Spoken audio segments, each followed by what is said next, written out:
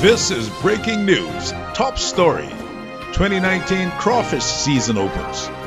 The minister says no compressor permits for non-Bahamians. Boat owners and Dominican permanent residents respond. I'm being affected by the decision made by Mr. Michael Pentard, Minister of Fisheries. He's refusing my compressor permits for my foreign divers, and it's actually the renewal. We had it in the past, and as of a result, we are losing income to the various families employed on my boat. I was asked to get Bahamian divers. I tried to get Bahamian divers. Doesn't seem that they're actually interested in diving. We were told to get some students that were being trained under the government. They were refused to work on our boat by the government. Right now, they're saying that the government don't know what they're going to do with them. I want to employ them. You guys won't let me. It feels like you want me to go to business, because if I can't get proper workers on my boat, I can't feed my family, and it's going to trickle down into something that the country don't really need. So I'm asking you, Mr. Pentard, to help me to feed my family, to employ Bahamians in the Commonwealth of the Bahamas. I'm the Perez family. This is my family's time, Bahamian. I also represent the entire fishing body, the fishermen of the Bahamas. I've been doing this for years, trying to fight for the fishermen on the whole who married to Bahamian women, who married to foreigners. Every year is the same. This is the same problem, whereby the fishermen can't go to sea. I have a family. We and my husband can't go to sea. We can't do nothing. We have to eat, and this is ridiculous. My husband, I'm holding in my hand now a permanent residency for my husband. This says permit holder to engage in gainful occupation unconditionally. Unconditionally mean anything, anywhere, any place. So why is it when it's time to be issue a compressor license, it's a problem? And then we have other guys that I've been told that other fishermen using traps that they don't have any license to even use. No permit, no nothing. Government never even give them no license to use these traps that is killing the ocean, the sea, the shoal. So they get away with using these condos and what they can't use compressor. These fellas them need the compressor. These Bahamian guys that standing behind me need the foreign guys, and they're not. These foreigners is not using the water to go and do anything illegal. They're using the water to feed their family, and it irks me. It hurts me to see that every year our Bahamian fellas got to go through this. I'm not just talking because I'm married to a foreigner. I'm talking for everyone, because this government needs to wake up and stop thinking for themselves and stop being selfish. Good afternoon. My name is Wilfredo Segura. I came on the Bahamas in 1996. I was a fisherman. I met my wife and I married on 1998. I live with my wife in Monastery Park since that time until now. We have a problem because we're supposed to have our compressor permit, but sometime we had it, sometime we've been denied. So I don't know. The law say we have a right to have the compressor permit, but I don't know what happened. And somebody had to explain to me why we can have the compressor permit, because we've been doing everything you guys require for us to apply for the compressor permit. But the minister say we don't have no right to get it. I have a crew of 30% Dominicans, 70% Bahamian.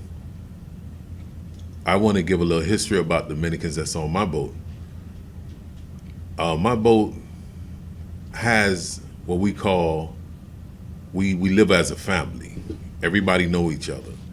The guys that's on my boat, they're pretty much married. I know their family. They know my family. They have been to my house. We have been like a unity for over 6-7 years. We want to get our side of the story out, because the information that's being brought out is a complete misled information that is being brought out from certain group of individuals. These peoples that work in the Bahamas, they have legal status. They've been here for more than, some of them been here for more than 20 years. Some of them have permanent residence. So we are being challenged by a certain group of individuals that basically don't want us out in the waters. We abide by all the rules and regulations. We have the proper permits. We pretty much are law-abiding citizens, and we are Bahamians. We want to present ourselves and tell our story and let the public, let the Bahamas, let the people of the Bahamians see what it is, how we contribute to this Bahamas. It's not that we taking, you hear this saying that taking the food off of Bahamian people's table. That's a complete lie. We are actually providing and contributing to this country more than you guys could imagine. So as we go on and our story get a little bit more in depth, you would see that this misled information that's being brought out to the public is pretty much a bias and it's pretty much a racial intention within a certain group. I've been in the business for a while, and I have individuals that works on my boat, and every individual's on my boat, they are, again, law-abiding citizens. They have the proper documents, and we contribute to this country a great deal.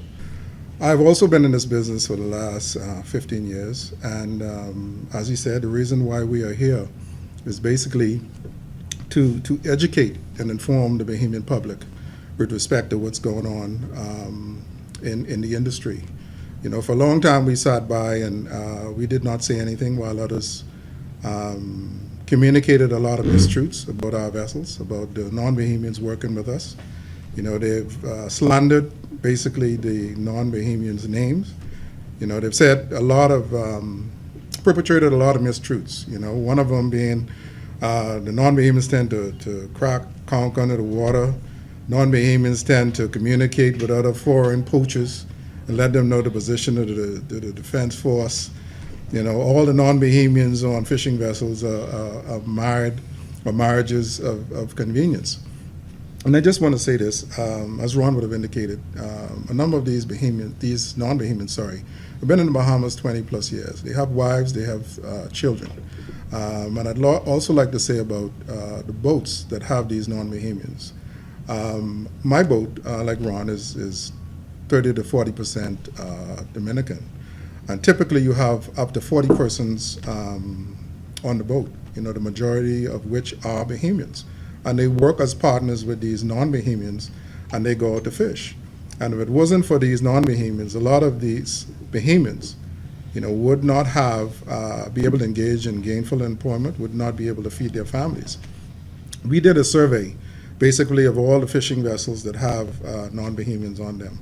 In our estimation, 180 Bahamians are directly employed in this industry.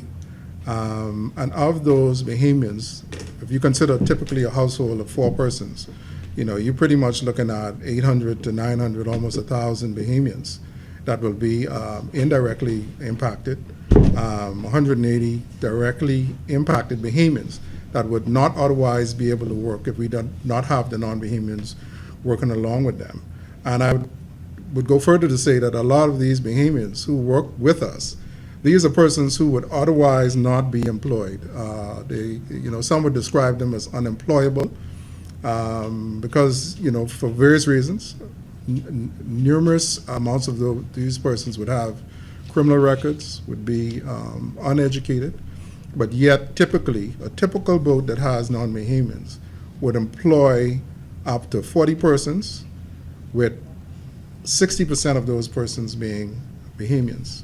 If this boat can't go out, it will not only hurt my well-being, it will hurt and stagnate the fiber of my family, that's my living, because this is what I depend on. The poachers, yeah, that's a different thing. But the guys that come in here legally, get their work permit, marry, some of them marry, some are not. I think it's not, it's unfair for them not to go out and work. According to our law, according to what the law they have in the book, as long as you have a work permit, it's a gainful occupation. So I figure fishing is a gainful occupation as well. Dominicans is very good. At the times I was working with the Dominicans, they learned me how to do plenty things on board the boat, but I was on the boat over 30-something years. And working with them, I working through Errol Davis, and that was a good man to me, you understand? I never had no problems, and all the Dominicans love me. I supposed to be on the sea making a dollar to have my family, but y'all trying to stop me from eating. Now, if I can't eat, I can thief and rob. This is what you want to put me up to. This crop of season, I supposed to them being out there digging up things. Even if I can't dig it up, we can dig it up. But let me tell y'all something. Y'all trying to cause a problem where it's not no problem. Well, listen to me, y'all better get it together. No, they never call a meeting for none of Bahamians. Non-Bahamians. I never heard about they call no meeting for Bahamian guys, Bahamian captains, to come in for them to discuss this problem. They just jump right up out the club blue sky and just come up with this situation. I don't think it's fair. At least they should have a meeting 3 or 4 months ahead of time so everybody could be prepared for what we up against this Craw Fish season. What you all doing now, I think, is totally wrong. A bunch of guys can't feed their children because of this situation. Majority of the Bahamian guys, that's what they do. They go out to sea, but they go out to sea as a keep of mind. They done use to what you all done. You give them permit to work. Now, how come all of a sudden you're going to take it away from them? When you take it away from them, you take it away from one bunch of Bahamian young men that can't feed their family. What you want them to do? If you look in the background, I got plenty of them in the back there. They got more than little children. They got bills to pay. And none of them got no houses. They got to pay rent, got to buy food. What they supposed to do? You don't want them to go get a gun because you can shoot them down at the road. You can need to do something, man. That's hating all us.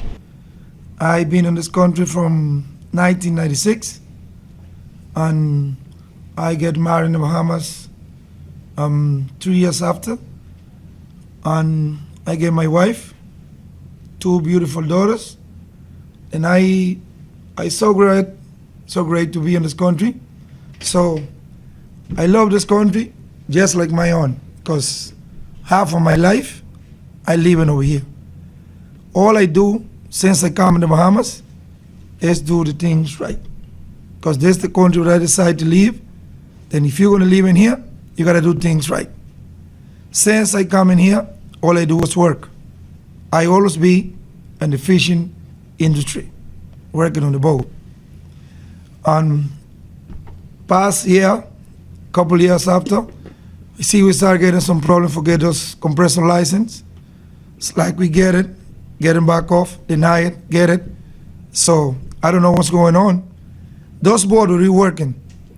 If they see what's going on in there, each boat have like 50 people, 40 people, 45 people. Like the boat where I work, we got 42 people on that boat. When between 28, 29 of those people is Bahamian people. So if they stop one of those boats to work, the government have 28 Bahamian who don't have no job in the land, who don't have no job from the government. They got children who have to go to school. They have to pay cable bill, water bill, light bill, and they got to feed their family.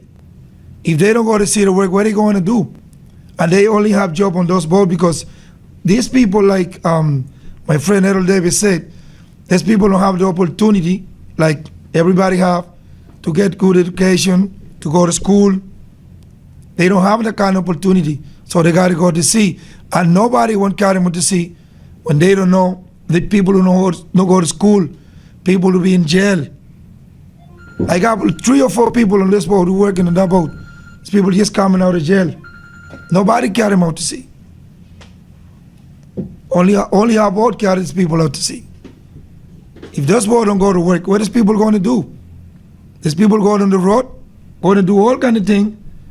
They're going to be more criminal record in the Bahamas because they got to leave. And we don't want that. I think it's time this minister check that again and see what he can do, because to me, I don't think that's right. I got permanent residency in the Bahamas from more than 10 years. I got to feed my family. I want, at least he can tell us if we got a right to go to work or not, because what are you going to do if we can work? And another thing is, I hear people say in the news, the Dominican people call the poachers when they out to sea and tell them move, the fence force coming. Let me tell the Bahamian people something. Don't let these people confuse your mind. They lie. That is not true. How Dominican people can have information when only the fence force have? How anyone can have that kind of information? That is not true. They want to make Bahamian people confused and thinking Dominican people is a bad people. There's a couple of Dominican people who live in this country, only coming here to get better opportunity to live in here. And we don't do that kind of things. Every time on the captain of the boat where I work in, they see any poachers, he call the fence force. If the fence force no answer right away, he move the boat, I go far from there. That's what I see he do all the time. And there's people keep saying, Dominican people call the poachers. That's impossible. And I want they tell me too, they talking for crack and conk in the water. The same people who talking for crack, conk in the water, they not diving. They never dive in their life. Ask them if anyone in the Bahamas bring the shell to the land when they bring any conch. They do the same thing. The only one finding someone they blaming and making the people looking bad. But this is not the truth. The only one made confused. And somebody had to tell him. Somebody got to tell him the truth. I manage a fishing vessel for my uncle. You see what I'm saying? Y'all telling us to work with the Bahamian laws. Every person that comes on that boat, I ain't got no time to go to jail for nobody. Not for my uncle, for nobody. I gotta feed my son. So everyone that goes to work on the boat, they have all of their documents. This ain't no game out here. That boat get catch out there doing something illegal, it gets taken, it gets pulled in. And you know what that costs? Inconvenience for me. Inconvenience for me to get this money. Inconvenience for me to take care of my son. Y'all holding these fellas up. Man, listen, y'all want to be real. Y'all know what y'all doing, and y'all know who y'all doing it for. Because it's seen by law.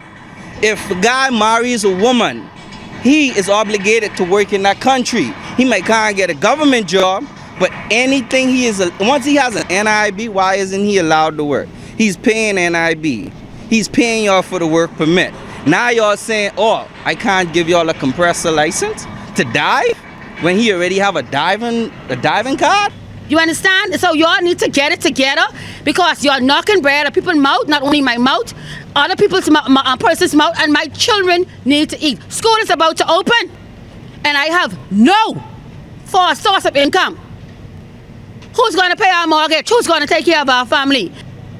I'm holding again in my hand a permanent residency for my husband. He doesn't live nowhere else. He lives with me and my family. How are we going to eat? They said in their campaign that it's the Bahamian time. It's the people time, right? I don't know what school they've been to, but people mean the entire Bahamas. That don't mean just the Spanish Wellman or the Long Islanders. Another thing, what about the Bahamian people who dependent on the Dominican for livelihood? All right? Just respect for the minister. So I think they need to huddle up or whatever and rethink this through, because people here still starving, rent to pay. And you know what's children to go to school? They can't do it because they can't wait. The Dominican can't wait. I challenge any other commercial fishing vessel, throughout the Commonwealth of the Bahamas, to demonstrate that they can employ as much or even more Bahamians. I'll go further to say, when the minister recently introduced a new dive program which was an excellent program, by the way, and we congratulate the minister and applaud him for implementing it. We took the bull by the horn, we engaged the minister, and we actually assisted, along with the NTA, the executive director, Mr. Godwill McDonald. We assisted in developing a practical training module to help to develop those persons.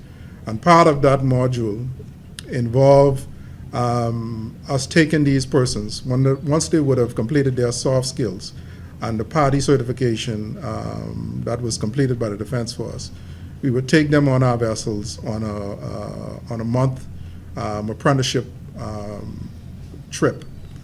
And we also, beyond just providing them with skills or training them on the job, we had also committed to assist with paying them while they were out there. And so it really saddened us, after all of this, and we were directly involved with the National Training Agency to get the news that, the non-Bahamians who would have gotten dive permits last year, cannot get dive permits this year. I graduated high school with 5 BJCs, and I entered the working field in life, but it didn't work out for me, so I ended up doing something that I love, and passion for fishing has come stronger. And I've been working with Dominicans and maybe Jamaicans and Haitians on the water, but all of them live as Bahamian citizens, and it's unfair to see what's going on now. They took the permit money, and they know that the job description is divers, and the compressor is the main tool. So why they wait till the last day? All it is, if they don't want to get the permit, give the people them back the money what they paid for their work permit, and then let the fellas them go back home. Because that's why they issue them, for them to come to dive. And now they don't want to give them the compressor permit for them to do their job. So wouldn't you think it's fair if they don't want to get the permit, give the men them back the money what they paid for the work permit? That's more than fair. You are taking bread, butter out of young Bahamians who have family to feed. It's not only a Dominican thing, it's a Bahamian thing as well too. And for some of these guys like myself, it's not easy to pick up a pen or a paper and write a sentence on a piece of paper. Some of these guys can look at an engine and be able to break an engine down, go out to sea and make money. To each his own. Some of these guys are not understanding that it's not only Spanish wells or Bahamians. This is a very, very serious thing, because you're not only looking you're not looking at it on a broader spectrum. You're not looking out for the Bahamian small poor man. You understand? I've been fishing for over 20 years. Fishing helped put me through school, and it's shame to see every year what the government do. Every year they enforce this law. They don't want the foreigners to go in the water. But at the end of the day, on these boats, you don't have no small tails, you don't have no undersized fish. When they come to us, they interrogate us for everything we do. That's why and at the end of the day, you still putting pressure on us. We can't go there and work, we can't go there and do nothing. Right now, school getting ready to open. Everybody got bills to pay. You got over 200 fellas employed with these fellas. What you telling us? That we can't eat? That only you can eat? So what you want to happen? Crime rate could go up? Because if I can't eat, brother, I can need some type of means to make money for me and my family. See what I'm saying? Now I have 5 children. School almost open up. I have 5 children at school. My landlord keep coming to me. I back up on my rent. I wonder how I could feed my family. Right now, I can't feed my family right now. And what is so sad about it is that when you examine the law when it comes to commercial fishing, the only thing it speaks about with respect to Bahamians, because most people like to say this industry should be reserved for Bahamians and should be 100% Bahamian, but that's not the case according to the law. What the law says is that the commercial boat must be 100% owned by a Bahamian, and it gives provision for non-Bahamians to work in the industry, provided that the Immigration Act or the immigration law allows them to work in such industry.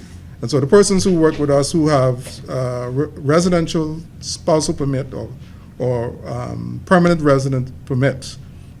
Those permits allow them to work anywhere in the country, in any industry. So we feel that those persons are being they're singled out and targeted, for an unjustified reason that's unfair. I think those persons have contributed tremendously to the Bahamas. And when you look at the fishing industry in general, as we indicated, we represent basically what we like to call the Afro-Caribbean population or diaspora of the Bahamas, and we would go further to say that when it comes to distribution of wealth, the wealth generated from the fishing industry is spreads much farther and across a wider range of persons that work with us. Certain industries, particularly, my brothers in Eleuthera, for the similar size commercial fishing boat, you might have 11 persons employed, all concentrated from the same area. On our boats, we have up to 40 persons employed. So if you ask the question, who is doing more to keep Bahamians employed and diversifying the economy, certainly it would be our group. And with that, I'd just like to say, this is the beginning of, a long overdue efforts or some moves or some things that we should have done, that we didn't do. And we only could blame ourselves for not being a lot more active in getting the education out there, educating the public, and dispelling a lot of the mistruths and lies that have been out there and is now impacting us in the industry.